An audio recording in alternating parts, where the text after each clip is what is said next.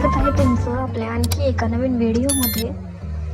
पहिल्या पार्टमध्ये आपण इथपर्यंत डॉल कशी विणायची ते पाहिलं होतं। आता या दुसऱ्या पार्टमध्ये आपण इथून पुढे कशी विणायची ते पाहणार आहोत। तिसऱ्या पार्टमध्ये आपण ही डॉल पूर्णपणे कंप्लीट कशी करायची ते पाहू। हे पहा, इथे एक डबल क्रोशा, एक चेन अशा पद्धतीने आपण सर्कल विणलेले आहेत। टोटल 35 किंवा 45 असे विणायचे, त्यापेक्षा कमी नको। इथे आपण 45 विणलेले आहेत।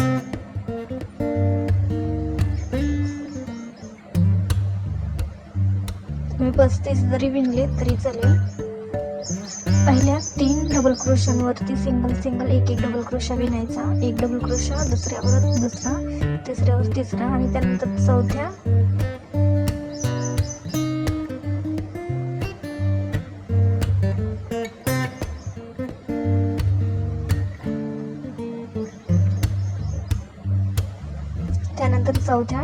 डबल क्रोशावरती आपल्याला सुरुवातीला एक हाफ क्रोशा विणायचा आहे आणि त्यानंतर पुढे 4 डबल क्रोशे आणि शेवटी ही एक अर्धा खांबा विणायचा आहे।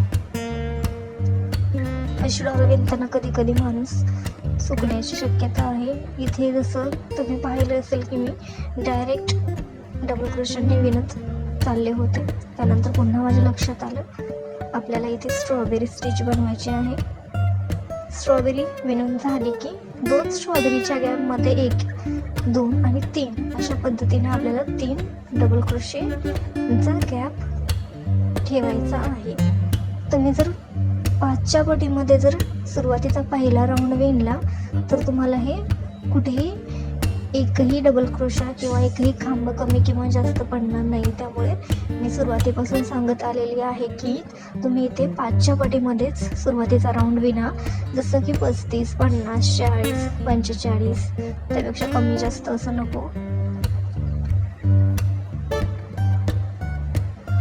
सुरुवातीचा जसा राऊंड विणला होता सेम त्याच पद्धतीने 3 डबल क्रोशांचा गॅप, एक स्ट्रॉबेरी स्टिचसाठी अर्धा खांब, 4 डबल खांब आणि पुन्हा एक अर्धा खांब अशा पद्धतीने विणून कंप्लीट करायचे।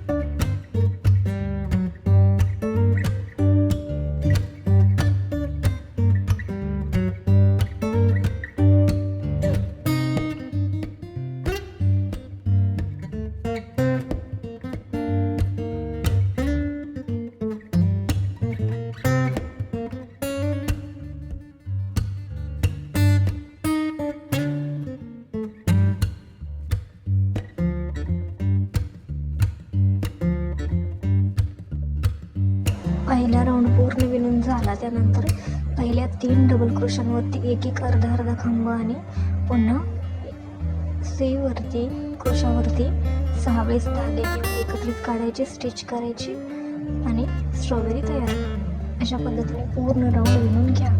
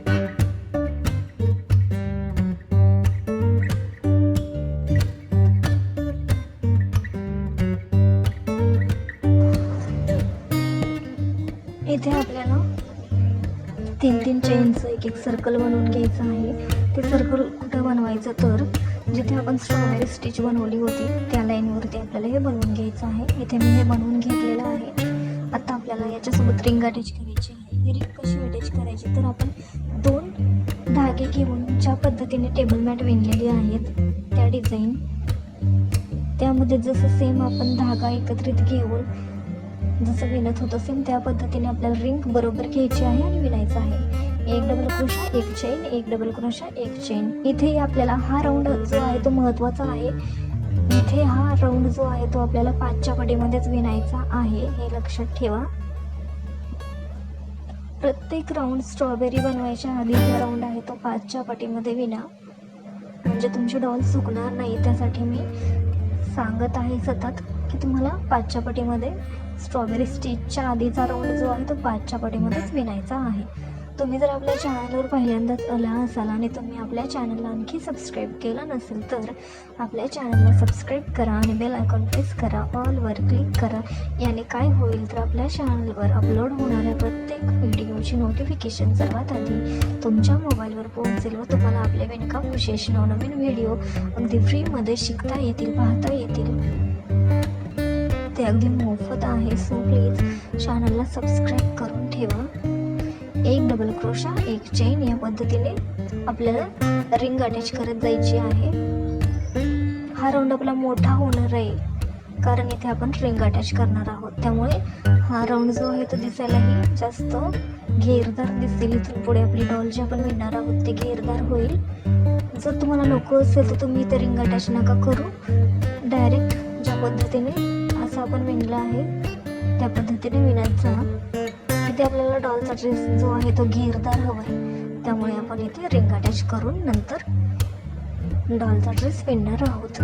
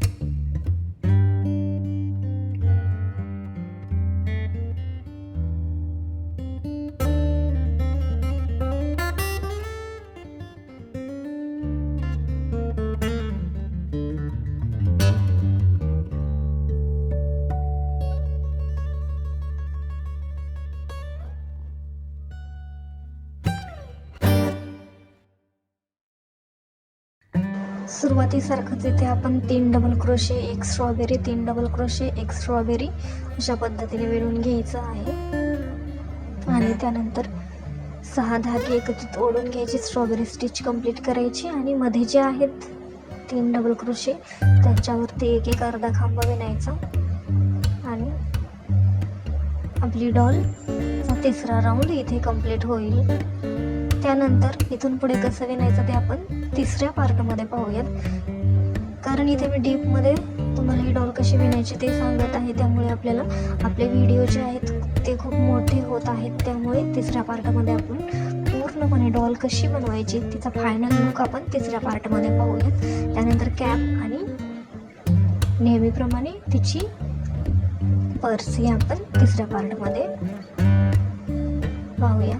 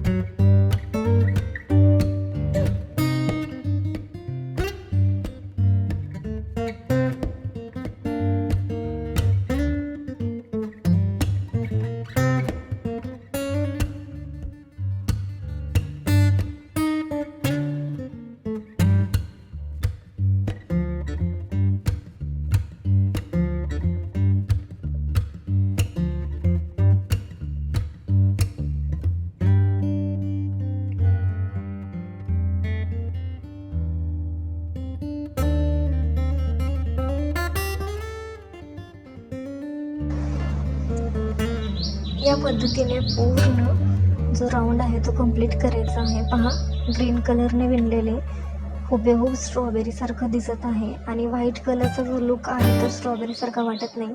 त्यामुळेच मी इथे धागे चेंज करून घेतले होते.